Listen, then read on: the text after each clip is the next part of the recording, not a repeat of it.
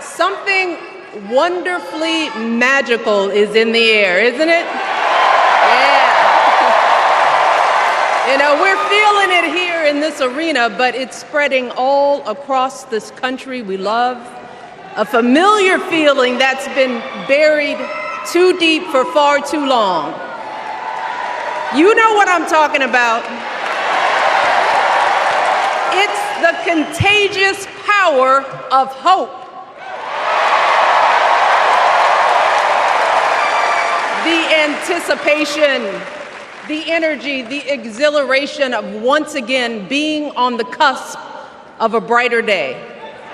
The chance to vanquish the demons of fear, division, and hate that have consumed us and continue pursuing the unfinished promise of this great nation, the dream that our parents and grandparents fought and died and sacrificed for.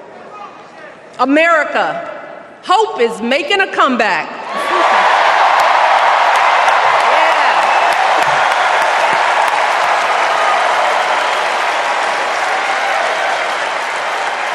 But to be honest, I am realizing that until recently, I have mourned the dimming of that hope. And maybe you've experienced the same feelings. Is that deep pit in my stomach, a palpable sense of dread about the future. And for me, that mourning has also been mixed with my own personal grief. The last time I was here in my hometown was to memorialize my mother, the woman who showed me the meaning of hard work and humility and decency, the woman who set my moral compass high and showed me the power of my own voice. Folks,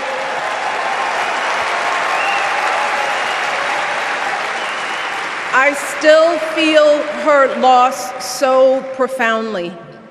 I wasn't even sure if I'd be steady enough to stand before you tonight, but my heart compelled me to be here because of the sense of duty that I feel to honor her memory and to remind us all not to squander the sacrifices our elders made to give us a better future. You see, my mom, in her steady, quiet way, lived out that striving sense of hope every single day of her life. She believed that all children, all people have value, that anyone can succeed if given the opportunity. She and my father didn't aspire to be wealthy. In fact, they were suspicious of folks who took more than they needed.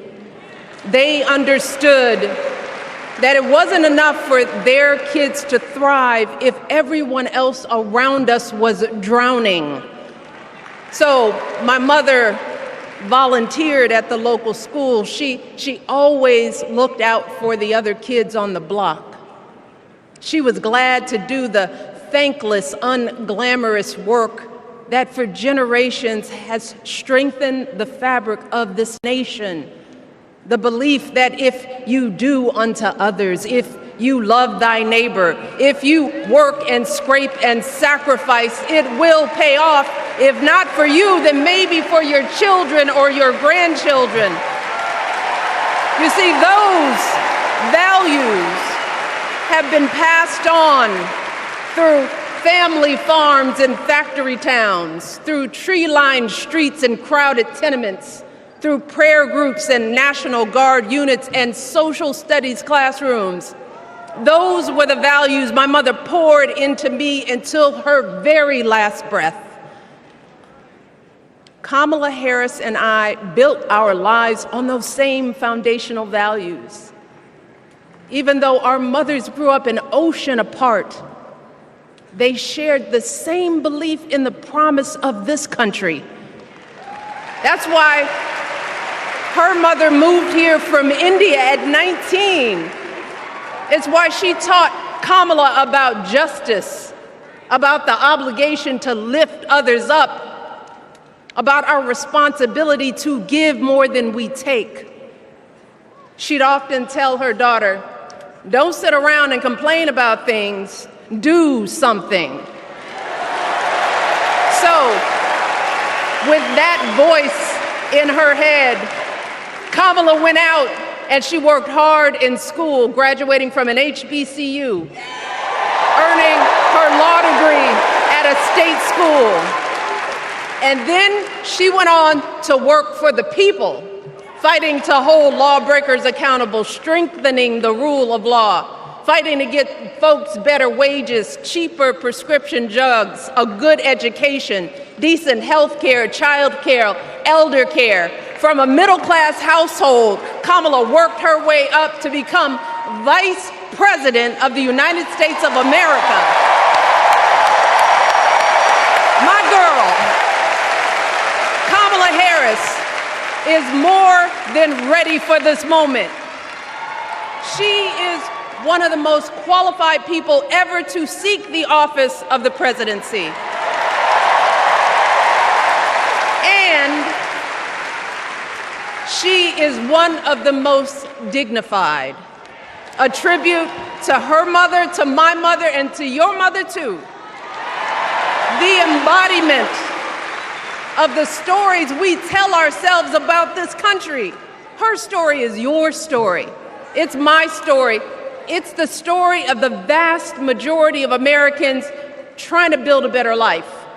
Look, Kamala knows, like we do, that regardless of where you come from, what you look like, who you love, how you worship, or what's in your bank account, we all deserve the opportunity to build a decent life.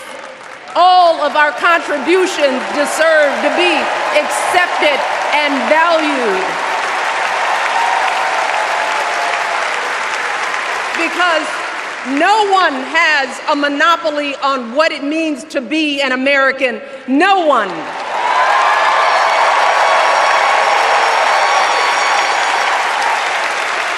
Kamala has shown her allegiance to this nation, not by spewing anger and bitterness, but by living a life of service and always pushing the doors of opportunity open to others. She understands that most of us will never be afforded the grace of failing forward. We will never benefit from the affirmative action of generational wealth.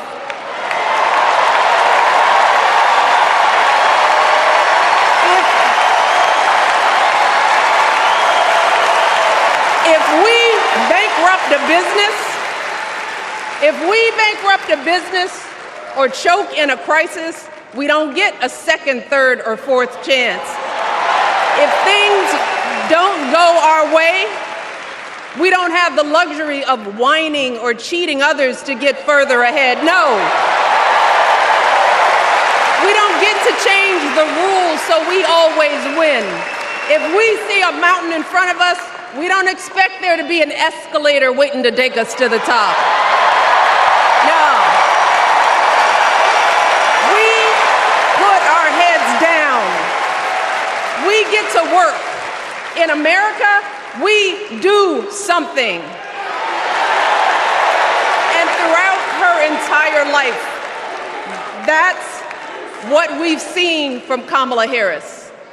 The steel of her spine, the steadiness of her upbringing, the honesty of her example, and yes, the joy of her laughter and her light. It couldn't be more obvious. Of the two major candidates in this race, only Kamala Harris truly understands the unseen labor and unwavering commitment that has always made America great.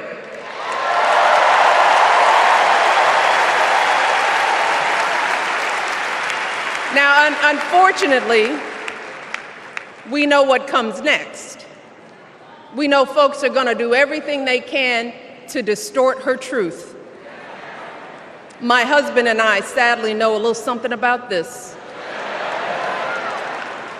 For years, Donald Trump did everything in his power to try to make people fear us.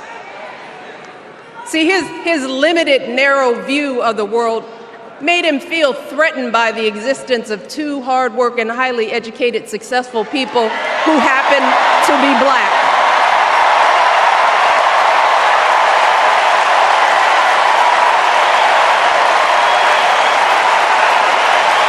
Wait.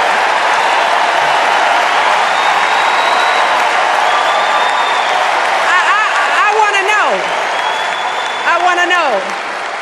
Who's going to tell him that the job he's currently seeking might just be one of those black jobs?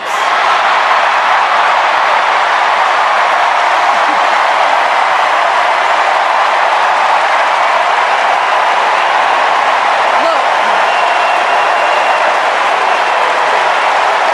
it's his same old con.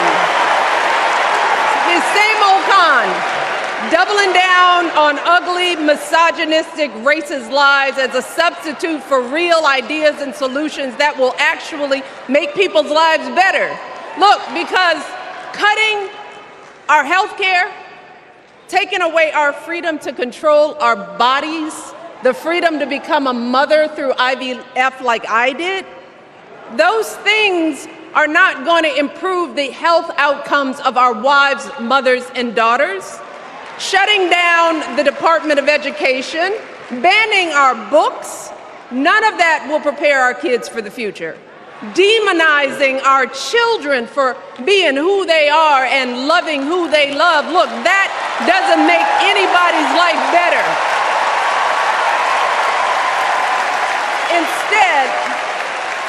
Instead, it only makes us small. And let me tell you this, going small is never the answer. Going small is the opposite of what we teach our kids. Going small is petty, it's unhealthy, and quite frankly, it's unpresidential.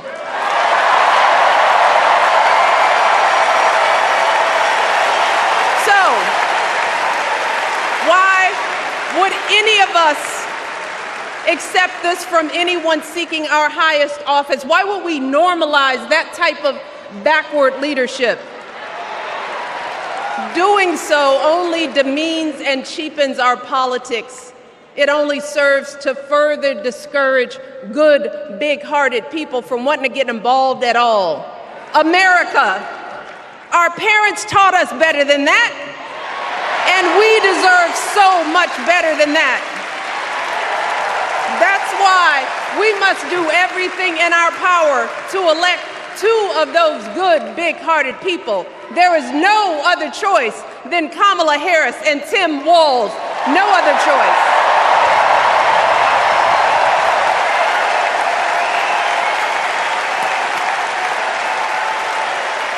But as we embrace this renewed sense of hope, let us not forget the despair we have felt. Let us not forget what we are up against. Yes, Kamala and Tim are doing great now. We're loving it. They're packing arenas across the country. Folks are energized. We are feeling good. But remember, there are still so many people who are desperate for a different outcome, who are ready to question and criticize every move Kamala makes, who are eager to spread those lies, who don't want to vote for a woman, who will continue to prioritize building their wealth over ensuring that everyone has enough. So no matter how good we feel tonight or tomorrow or the next day, this is going to be an uphill battle. So folks, we cannot be our own worst enemies. No. See, because the minute something goes wrong, the minute a lie takes hold, folks, we cannot start wringing our hands. We cannot get a Goldilocks complex about whether everything is just right. And we cannot indulge our anxieties about whether this country will elect someone like Kamala instead of doing everything we can to get someone like Kamala elected.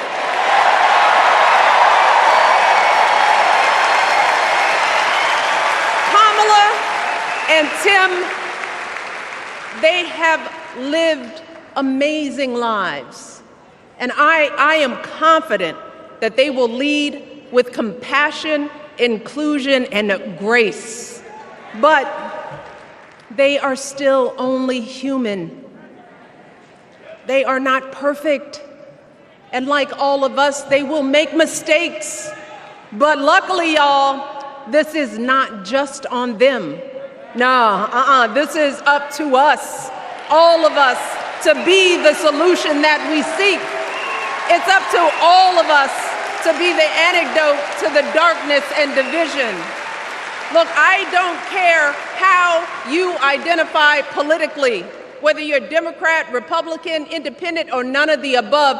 This is our time to stand up for what we know in our hearts is right.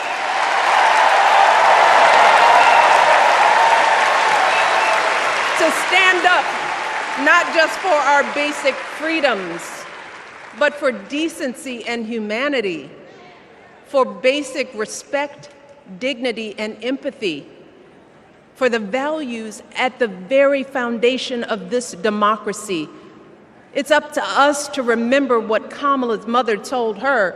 Don't just sit around and complain, do something. So, if they lie about her, and they will, we've got to do something. If we see a bad poll, and we will, we got to put down that phone and do something.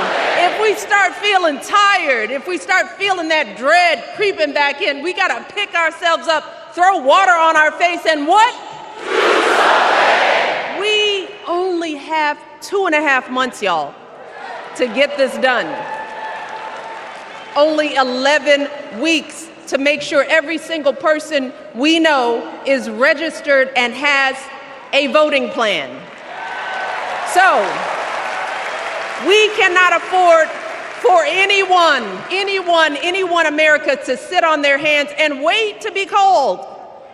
Don't complain if no one from the campaign has specifically reached out to you to ask you for your support. There is simply no time for that kind of foolishness. You know what you need to do. So, consider this to be your official ask. Michelle Obama is asking you, no, I'm telling y'all to do something.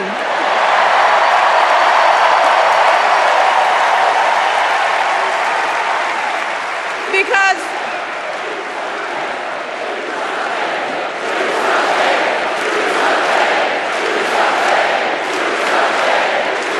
you all, this election is going to be close. In some states, just a handful, listen to me, a handful of votes in every precinct could decide the winner. So we need to vote in numbers that erase any doubt. We need to overwhelm any effort to suppress us. Our fate is in our hands. In 77 days, we have the power to turn our country away from the fear, division, and smallness of the past. We have the power to marry our hope with our action. We have the power to pay forward the love, sweat, and sacrifice of our mothers and fathers and all those who came before us. We did it before, y'all, and we sure can do it again. Let us work like our lives depend on it. And let us keep moving our country forward and go higher, yes, always higher than we've ever gone before as we elect the next President and Vice President of the United States, Kamala Harris and Tim Walz. Thank you all. God bless.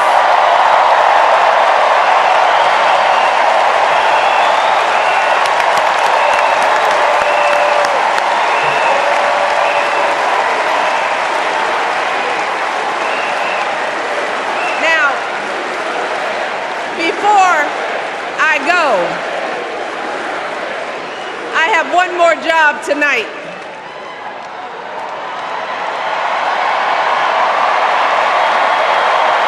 Yeah, one more job.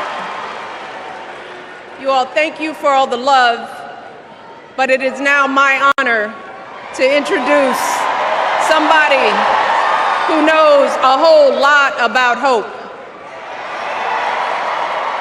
Someone who has spent his life strengthening our democracy, and let me tell you, as someone who lives with him, he wakes up every day,